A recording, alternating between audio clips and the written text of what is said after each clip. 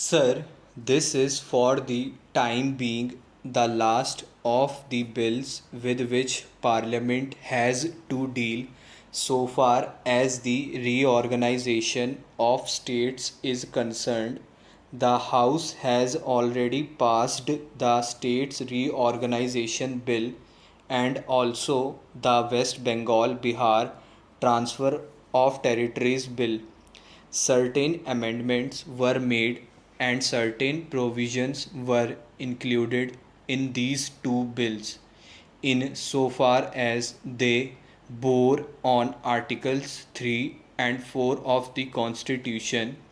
As the House is aware, those provisions which are consequential or incidental could be included in those two acts, but there were some provisions which had to be provided for in the Constitution itself. Such provisions have been included in this Constitution 7th Amendment Bill. Now, advantage is also taken to incorporate certain other changes or amendments in the Constitution because it was considered that they too would have a very great bearing on the administration not only in the reconstituted states but in other states as well. And therefore, we are now dealing with the Constitution 7th Amendment Bill as it has been passed by the Lok Sabha. Certain changes were effected therein after this matter had been considered by the Joint Select Committee. And now I shall very briefly point out to this House the broad features of the bill as it has emerged from the Lok Sabha. So far as representation in the House of the People, in the Council of States or the Rajya Sabha, and also in the state assemblies is concerned, due provision has been made.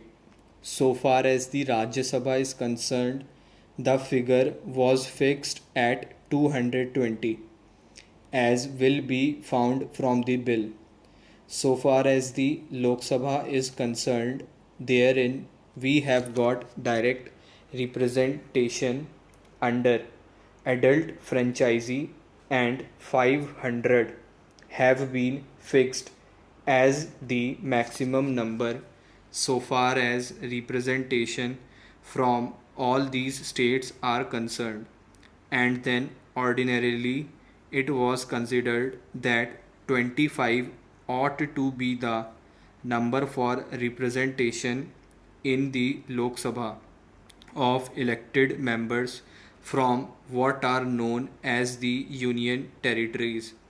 It was considered that the number 25 may not be necessary, even if certain further political changes also were to take place, and therefore it was considered that 20 would be fairly adequate number.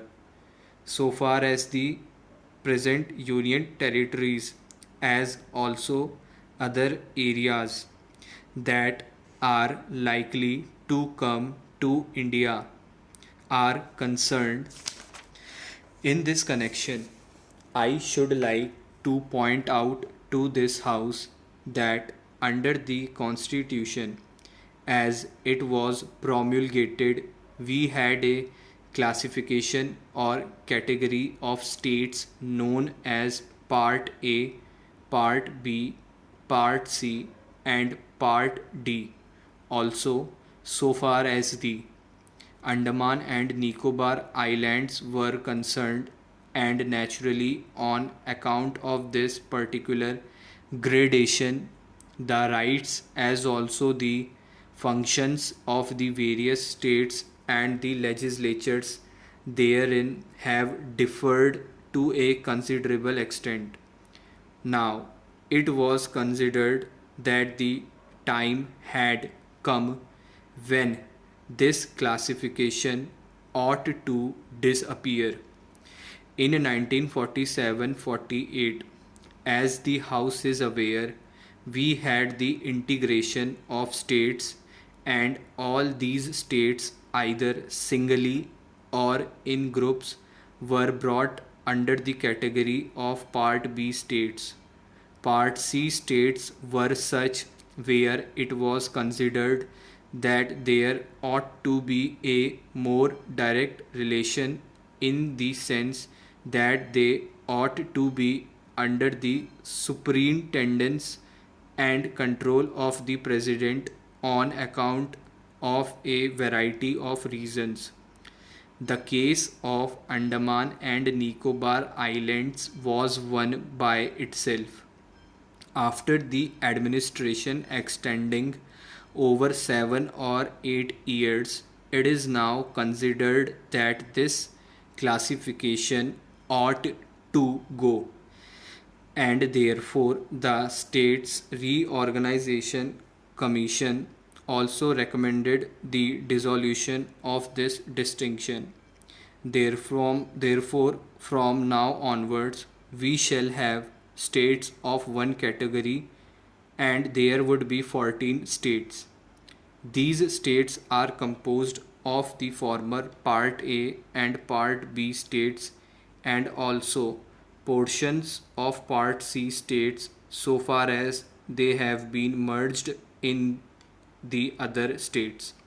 Therefore, under the present category, we shall have only the states and the union territories. So far as the union territories are concerned, there will be three further categories of territories according to the way in which they have been treated. We shall have